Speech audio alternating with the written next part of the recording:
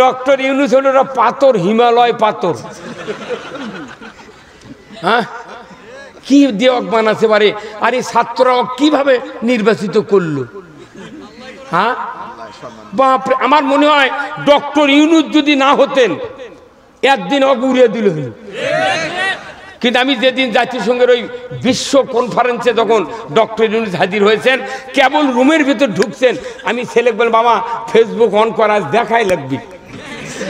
দেখি এই বেচারা, আহা বাংলাদেশের গর্ব, উনি যখন ওই রুমের ভিতর ঢুকছেন পুরো বিশ্ব নেতারা দাঁড়িয়ে গেছে, আল্লাহু আকবার, কি সম্মান জানালেন। এই মানুষটা জাতিরাজ কর্ণধার, কথা কন না, উনি কি কি দামি কথা বলেন। উনি বলছেন একই জিনিস থেকে তিনটা জিনিস পাওয়া যায়। কি? এক গাভীর থেকে তিনটা জিনিস হয়, একটা হলো দুধ, একটা দই, আর একটা ঘি।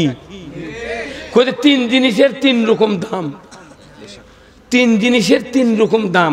দুধের দাম হলো 60 টাকা কেজি, আর দই হলো 150 গ্রাম 240, আর 100 কেজি মাটি, 100 কেজি মাটি 150 গ্রাম দইয়ের দাম হলো 240, কথা কোন গা। আর 1 কেজি ঘিয়ের দাম 1400, কথা কোন। এই পৃথিবীর থেকে মানুষগুলি এই তিন কোয়ালিটির তৈরি হচ্ছে। এক মানুষের দাম 1400 টাকা কেজি, আর একজনের মাটি সহ 150 গ্রাম ইমান আছে, তার দাম হলো 240, আর হাজার হাজার বালতি দুধ 60 টাকা কেজি, কথা কন।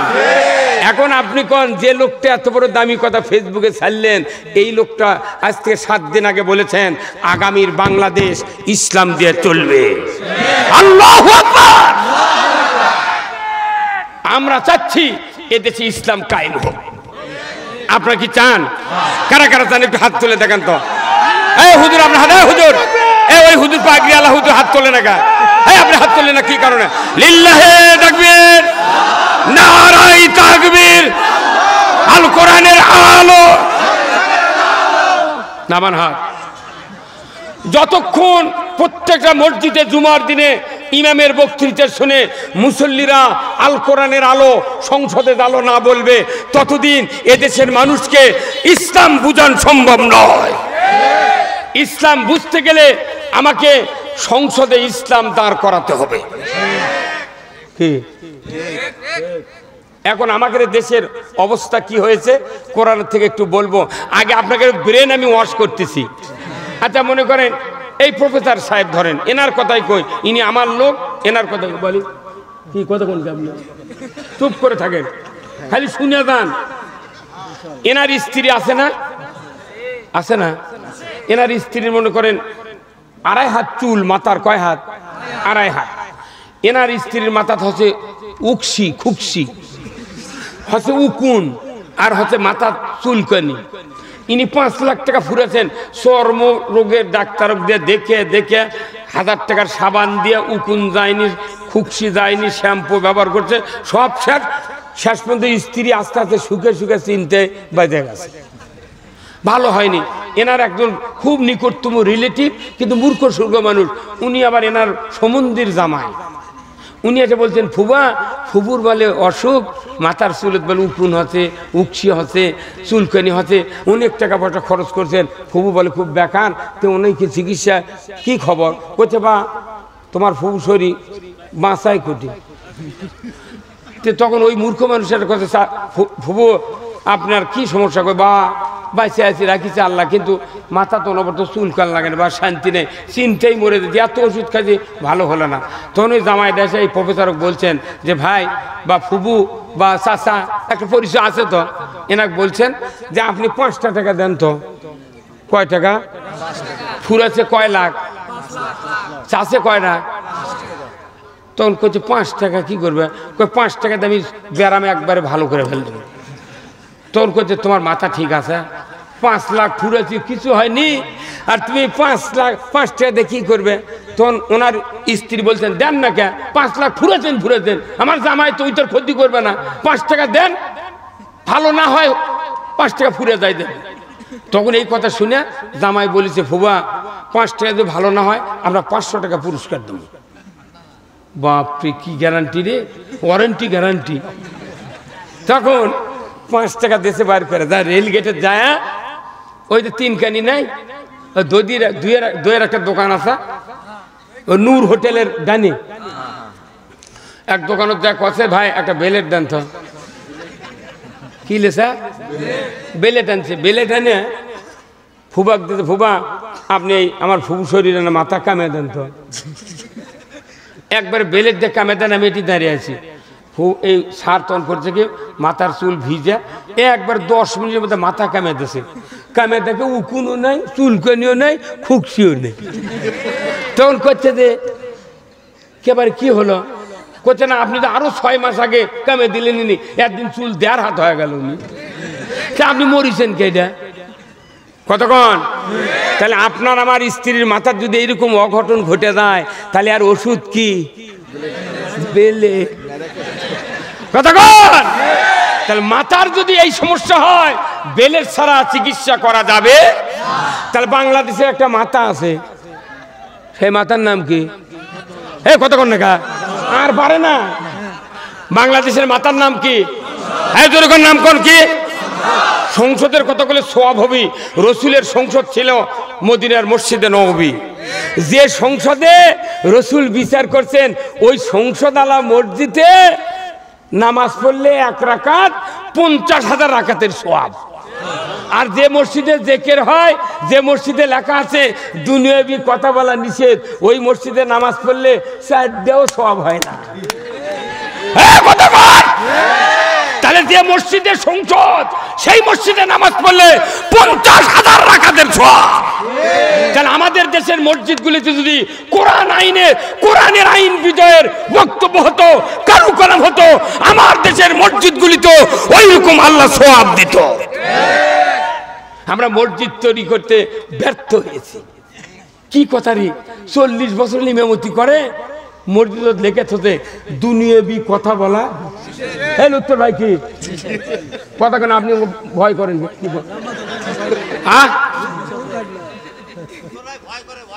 কথা কি?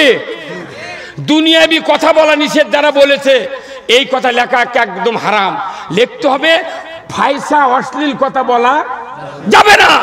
দুনিয়ার কথা আল্লাহ রসুল মসজিদে বলেছেন। সুদ হারামের কথা বলেছেন, চুরি বন্ধের কথা বলেছেন, জানা বন্ধের কথা বলেছেন, মদ, জুয়া, লটারি, মূর্তি পূজা মুসলমানের ঘরে ঘরে বন্ধ করার কথা নবী বলেছেন। এই জন্য ওই মসজিদে নামাজ পড়লে সওয়াব বেশি। কারণ এই মসজিদ থেকে দুনিয়া পরিষ্কারের কথা হয়, আর যে মসজিদ থেকে দুনিয়া পরিষ্কারের কথা হয় না, এর সওয়াব কতখানি হয় আল্লাহ ভালো জানে। কে ভাই কথা বললেন না আপনারা? ভাই কথা বললেন না? ময়না, তাহলে মসজিদগুলো আমাকে তৈরি হতে হবে। ব্রাঞ্চ অফিস রাজশাহী কৃষি উন্নয়ন ব্যাংক আছে না?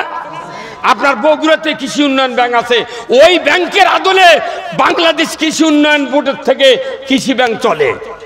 তাহলে ওই রাজশাহীর ব্যাংকের শাখা বাংলাদেশ ব্যাংক ঢাকায় আছে, ওর শাখা হলো বগুড়া বাংলাদেশ ব্যাংক। তাহলে মসজিদে নববীর শাখা যদি আমার দেশের মসজিদগুলো হতো, এইরকম বক্তৃতা করা লাগতো না, একটা মৌলবীর জেলখানা ওঠা লাগতো না, একটা মৌলবীর নিগৃহীত অবহেলিত হওয়া লাগতো না। কথা বোঝা গেল? এই কথাগুলো আমি অনেক অতিরিক্ত বললাম, কারণ কি মানুষ হুট করে কোনো বক্তৃতা দিলে মানুষ বুঝবে না। আপনার মাথার দিকগুলো সেভ করা আছে, কিছু ডিলিট করা লাগবে। এই জন্য আমি এতক্ষণে কিছু ডিলিট করলাম, এখন সেভ করার জায়গা বাড়াছে। এখন আমি কোরআনের ভেতরে ঢুকবো। জোরে কোন আল্লাহু আকবার। ভাইরা আমার, আল্লাহ রাব্বুল আলামিন কোরআনুল কারীমে বলছেন, কুল্লাহবিতু মিনহা জামিআ ফাইম্মা ইয়াতিয়ান্নাকুম মিন্নি হুদান ফামান তাবিয়া হুদায়া ফালা খাউফুন আলাইহিম ওয়ালা হুম ইয়াহজানুন। কার কথা? আমার আল্লাহ বলেছেন, আদম বংশধর পৃথিবীর জমিনে নেমে যাও, মিন্নি হুদান, আমার তরফ থেকে যে হাদাত বাণী যাবে, ফামান তাবিয়া, এটা যদি করতে পারো, আনুগত্য করতে পারো, মানতে পারো, তুমি যদি সেই অনুযায়ী চলতে পারো, ফালা খাউফুন, তোমাদের জন্য কোনো ভয় নাই, ওয়ালা হুম ইয়াহজানুন, তোমাদের জন্য কোনো চিন্তার কারণ নাই। জোরে বলুন ঠিক কিনা? কোরআন মানলে ভয় নাই, চিন্তা নাই, কার কথা? জোরে বলেন কার কথা? বিশ্বাস হয়, মানি না কে? কারু ভয় নাই, আমরা যোগ্যতা নাই দেখে কবার পারি না। কিসের ভয় আছে? কে কয় ভয়? কিসের ভয়? আমরা আল্লাহ যদি ভয় করি, দুনিয়ার সকল ভয় আমাদের কাছ থেকে পালাবে। এতগুলো বগুড়া জেলাত মানুষ বাস করি, শহরে কত পুলিশ, এসপি, ডিসি, ইমাম, মাদ্রাসার হুজুর, কত ভালো ভালো হাজি আছে, কত মানুষ আছে। আর বগুড়ার মতো জায়গাত লটারি চললো, মাথায় লষ্ট রাজ্জাক মামা, তখন তোমার কথা বাড়ায় না। আর যখন ইসলাম বিজয়ের কথা বলে, তখন নিচে নিচে কানে কানে কয়, তাই কলি হবি। আল্লাহ কোরআনে বলছেন, ইন্নামাল খামরু ওয়াল মাইসিরু ওয়াল আনসাবু ওয়াল আজলামু রিজসুম মিন আমালিশ শায়াতিন ফাস্তানিবুহু লাআল্লাকুম তুফলিহুন। আল্লাহ কোরআনে বলছেন, মদ, জুয়া, লটারি, মুসলমানের জন্য মূর্তি পূজা, এইগুলি হারাম, শয়তানের কাজ। এর থেকে যদি বিরত থাকো, তোমরা অবশ্যই সফল কাম হবে। 2300 সিএনজি নিয়া সাঘাটার থেকে শুরু করে নাটোর, আর কাজীপুর থেকে শুরু করে বদলগাছি, এই পর্যন্ত 2300 সিএনজি নিয়া বগুড়াতে লটারি বেচলো, কেউ কিছু কয় না। এই হুজুর কথা কন না কা? তার মানে কি? ওই অন্যায় আমার গাঁৱত বাজে না। কারণ কি? গুছির মাছ কাদর মধ্যে থাকে, কাদর থেকে গুছির গাও লাল পা, গুছির গাও লাল পাওয়ার কারণে কাদো ভরে না। আর আমার দেশে এত ইমানদার, অন্যায় সামনে হয়, চোখে পড়ে না, গায়ে বাজে না। তাহলে বোঝা যায় আমার চোখটা ইসলাম এখনো দেখেনি। কোথায় মুসলমান? আল্লাহ নিজে বললেন, আমি যা তোমাদের জন্য নাজিল করেছি, এটা যদি মানতে পারো, এতাত করতে পারো, ফালা খাউফুন আলাইহিম, তোমাদের জন্য কোনো ভয় নাই, ওয়ালা হুম ইয়াহজানুন, তোমাদের জন্য কোনো দুশ্চিন্তা নাই। এত 100%, 110% এত সত্য কথা মানুষের মুক্তির জন্য আর পৃথিবীর জমিনে আর কোনো কিতাবে এত দামি কথা পাওয়া যায় না। এত বড় কথা যদি কেউ না মানে, অবিশ্বাস করে, মিথ্যা মনে করে, আল্লাহ তাদের জন্য বললেন, ওয়াল্লাযীনা কাফারু ওয়া কাযযাবু বিআয়াতিনা উলাইকা আসহাবুন নারি হুম ফিহা খালিদুন। স্পষ্ট কথা, আল্লাহর কথার এত মজা, এত দাম। আল্লাহর কথা যদি কেউ কোরআন বিজয়ের নিয়ত নিয়ে যদি রাত্রে তাহাজ্জুদের সময় উঠে 2টা আয়াত পড়েন, চক্ষু দিয়ে পানি বেরিয়ে যাবে। আল্লাহর আসমান থেকে আপনার উপর অগণিত রহমত নাযিল করা হবে। যারা এই কোরআনের কথাগুলিকে মিথ্যা মনে করবে, অবিশ্বাস করবে, আমার আল্লাহ বলেছেন, আল্লাহ বলেছেন তারা জাহান্নামের আগুনের সাথী সঙ্গী হবে। কিসের সঙ্গী? সাথী সঙ্গী শুনলি তো গায়ে প্রথম সিংড়া উঠে রে। এই কথাটা নৈবেত্তিক হারে যদি বুঝতে পারত, কলেজের প্রফেসর, বিশ্ববিদ্যালয়ের প্রফেসর, অধ্যক্ষ, মাদ্রাসার হুজুর, প্রিন্সিপালেরা এই কথাটা যদি বুঝতে পারতেন। নৈবেত্তিক বোঝে, কিন্তু কোরআনের এই 2 আয়াত বোঝে না। এটা হলো নৈবেত্তিক হারে লেখাপড়া শুরু হয়ে গেছে 20 শতাব্দীতে। পড়া নাই, লেখা নাই, আন্দাজে 13টা ঠিক দিয়েছে, 10টাই ঠিক। আল্লাহ ওই জন্য নৈবেত্তিকের প্রশ্ন দিয়ে কোরআন বুঝাচ্ছে। আল্লাহ একে নৈবেত্তিক করলে এক কথায় প্রশ্ন আসবে, আল্লাহ মানে কোরআন মানলে জান্নাতি, না মানলে এই ধরে কোন কোরআন মানলে জান্নাতি। তাহলে কোরআনকে শর্ট করে আনছি কতক্ষণ? হ্যাঁ আচ্ছা কোন 8 ইঞ্চি পাইপ প্লাস্টিকের, এই পানি 2 ইঞ্চি দিয়ে বার করা যাবে না? যাবে। কি করা লাগবে? মানে 8 ইঞ্চির মাথা সকেট দেওয়া লাগবে 6 ইঞ্চি, ওরই মাথা তারপর 5 ইঞ্চি করতে করতে শেষে তার দেয়ার দেবার করা যাচ্ছে। তো কোরআন এমন একটা বৃহত্তর কিতাব, এটা মানুষকে বুঝাতে গেলে ওই পাইপের জোড়া দেওয়া বোঝান লাগবে। আর আমরা বিরাট পাইপ, ওরে বাপ রে বাপ, কতক্ষণ সকেটের মাধ্যমে আস্তে আস্তে কমে কমে 1 কিলো দূরে তার 1.5 ইঞ্চি দিয়ে পানি বার করা যাবে। কোরআন আপনি এত জটিল করে বুঝাচ্ছেন কে? আল্লাহ কোরআনে বলছেন তুমি ইসলাম বিজয় করবে, চেষ্টা করবে, তুমি জান্নাতে দেবে, তোমার জীবনের গুনাহ মাফ হবে। এই কামটা করবে না, করছে না ওই যুদ্ধ, জিহাদ, সংগ্রাম, আবার রাজনীতি। কথা কন রে? হ্যাঁ আবার আমাকে ধরে এলে যাচ্ছে, তখন কয় তাই বাড়ি লোকগুলা কিছু করিছে। কতক্ষণ আমাকে আবার কয় কি 14 বার জেলখানাত গেছে বগুড়া, এই জেলখানাত ওখানে মসজিদে ওখানে জুমার নামাজ আমি চালু করছিলাম। তো আমাকে বলে বাইরে যখন আসলাম, কয় হুজুর জেলখানা সুন্নত, আপনার ভাগ্য ভালো। তো এত বড় সুন্নত তুই সারু চুকিয়া যত মাই করে দে তুই আসবো এখনই চ, এত বড় সুন্নত ছাড় চুকিয়া। 4 দিন থাকলে বোক মা খুবরে আর করছে সুন্নত। কথা কর না গা? এই বগুড়াতে একটা নেতা আপনাকে মাসুদ নামে একটা কমিশনার নাই, 123টা না 46টা মামলা। একটা মানুষ 2টা মামলা দিলি ওর বউচল ভাত উঠে যায়। তার পাওয়াত গুলি করে, কারণ কি? অন্যায়ের প্রতিবাদ করে। আপনি নেতৃত্ব করবেন সমাজে, আপনার নেতৃত্ব দিয়ে যদি ইসলামের উপকার না হয়, আল্লাহর ইসলামের উপকার না হয়, জনগণের কল্যাণ না হয়, আপনি ব্যর্থ নেতা। এই নেতার কথা কোরআনে আছে। নেতৃত্ব দিবেন, হুমদিকাল হবে না।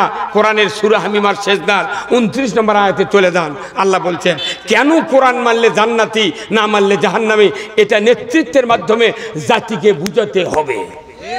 সবচেয়ে বড় নেতা হলো মসজিদের ইমাম। কতক্ষণ টাকা? এ আজকে কি বার গেল? আচ্ছা আজ কারা কারা নামাজ পড়ছেন হাত তোলেন তো, জুম্মার যা মারহাবা। আমিও একটা মসজিদের খতিব, 47 বছর হলে আমার এই পদার্পণ হয়েছে। 47 বছর পা দিচ্ছে আমি ইমামতি করি, 47 বছর। এখন এই মসজিদে যারা নামাজ পড়েছেন সানি খুতবা শোনেননি? সানি খুতবার 3টা বক্তব্য আছে, দুটা হলো রসুলের, একটা হলো আল্লাহ। রসুলের 1 নম্বর বক্তব্য হলো খয়রুল কুরুনি। কোনটা শোনেনি? বারে ওইভাবে শোনে না তো, ওটি যায় ছুটির দিন তো ওই দোকানের চাবির চিন্তা করে। আহা কি টাকা রে, আহা ইস। খয়রুল কুরুনি কারনি সুম্মাল্লাযীনা ইয়ালুনাহুম সুম্মাল্লাযীনা ইয়ালুনাহুম। কথা ঠিক কিনা? এত বড় দামি বক্তব্য, রসুলের বক্তব্য, লক্ষ লক্ষ হাদিসের ভেতর থেকে 2টা হাদিস আশরাফ আলী থানভী রহমতুল্লাহ আলাইহি জাতির কল্যাণের জন্য মসজিদে সানি খুতবা অ্যাড করে দিয়েছেন। এই 2টা বক্তব্য রসুলের, একটা বক্তব্য হলো আল্লাহর। এই 3টা বক্তব্য যদি 100 বছর আগে থেকে জাতিকে যদি আমরা বোঝাতে পারতাম, এই জাতির জেল খাটা লাগতো না, এই জাতিকে ইমামদেরকে পুলিশ পাহারা দিত। পুলিশ পাহারা দিত। আল্লাহর নবী বলেছেন খয়রুল কুরুনি কারনি, আমার যুগ সেরা যুগ। যদি কোন আল্লাহু আকবার। কার যুগ সেরা যুগ? রসুলের যুগ। তো রসুলের কথা আমাকে মসজিদের ইমাম আমরা বলতেছি খয়রুল কুরুনি কারনি, দীর্ঘদিন হলে ১,৫০০ বছর, ৫৪ বছর স্বাধীন হয় পাকিস্তানে, ২৪ বছর, ব্রিটিশে ১৯০ বছর, এইবার ৫৪ বছর। বাংলাদেশের যত মসজিদ আছে খয়রুল কুরুনি কারিনী পড়তেছি, কিন্তু কোনো মুতাল্লি, কোনো মুক্তাদি একটা দিন দাঁড়িয়ে প্রোটেস্ট করলো না, হুজুর আপনি রসুলের কথা বলছেন, খয়রুল কুরুনি কারিনী, রসুলের যুগ ছিল সারা যুগ, রসুলের যুগ ছিল সোনার যুগ, আপনার যুগ কি সোনার যুগ না সারা যুগ? আমাকে যুগ কি সারা যুগ? তে একটা লোক প্রচেষ্টা করলো না কা, নবীর কথা তোর পড়ে লাভ কি? বরঞ্চ প্রতিবাদ করা লাগতো, ভাই আপনি যে পড়তেছেন হুজুর রসুলের যুগ সারা যুগ, তাহলে রসুল কি দিয়া সারা যুগ বানাছিলেন, তৈরি করেছিলেন, সেই বক্তব্য দেন তো। হ্যাঁ কথা কোন টাকা? তাহলে এই বক্তব্য দেওয়ার প্রতিবাদ দেওয়া লাগতো, হুজুর রসুলের যুগ সেরা আমি মানতে রাজি, কিন্তু আমার যুগ তো সেরা নয়, আমার দেশে সুদ চলে, ঘুষ চলে, চুরি চলে, জেনা চলে, অন্যায় অপকর্ম সব চলে, বাংলার এই যুগটা সেরা যুগ হতে পারে না। যাবেন আপনি? যান মার যান, কথা ঠিক কিনা? আমাদের এই যুগ কি সেরা যুগ? তাহলে আমাদের এটা লোহার যুগ। কিসের যুগ? ওটাই ছিল সোনার যুগ, আমাদের বাংলাদেশের যুগ হলো লোহার যুগ। লোহা দিয়ে গুলি বানাও আর মানুষ গুলি করে মারো, এই কতক্ষণ ভাইরা আমার। নবী যে যুগ তৈরি করেছিলেন সোনার সেরা উৎকৃষ্ট, এই যুগ কি করার ফর্মুলা আমাদের কাছে আছে না নাই? জোরে কোন আছে না নাই? সেই ফর্মুলার কিতাবের নাম কি? জোরে বলেন কি? এই কোরআন আছে না নাই? তাহলে কোরআন থাকলো ওই যুগ কায়েম হলো না, ইমানদার থাকলো ওই যুগ কায়েম হলো না, হাজি থাকলো ওই যুগ কায়েম হলো না, নেতা থাকলো ওই যুগ কায়েম হলো না, বক্তা থাকলো ওই যুগ কায়েম হলো না, পীর থাকলো ওই যুগ কায়েম হলো না, তবলিগ থাকলো, ইসলামী দল থাকলো, রাজনীতি করার নেতা থাকলো, অথচ ওই যুগ কায়েম হলো না। তাহলে বলুন তো, এই যুগ কায়েমের জন্য আল্লাহ তাআলা ডাইরেক্ট রসুলকে দায়িত্ব দিয়েছিলেন, কথা ঠিক কিনা? আমার আল্লাহ বলেছেন, নবী হে, ও নবী আপনাকে দায়িত্ব দিলাম, হুয়াল্লাযী আরসালা রাসূলাহু বিল হুদা ওয়া দীনিল হক লিইউযহিরাহু আলাদ-দীনি কুল্লিহি ওয়ালাউ কারিহাল মুশরিকুন। আল্লাহ নবীকে দায়িত্ব দিয়েছেন, আমি সেই সত্তা, তিনি তার রসুলকে প্রেরণ করেছে সত্য হেদায়েত দিয়া, জীবন ব্যবস্থা দিয়া। আল্লাহর নবীকে বলা হয়েছে, আপনি পৃথিবীর জমিনে গিয়া মানুষের তৈরি করা আইন ও কানুন উৎখাত করে দেয়া, একমাত্র আল্লাহর দেওয়া জীবন ব্যবস্থা কায়েম করবেন। এতে করে কাফের মুশরিক বেদিনের কলিজায় যত জ্বালা যন্ত্রণা হোক না কেন আপনি পরোয়া করবেন না।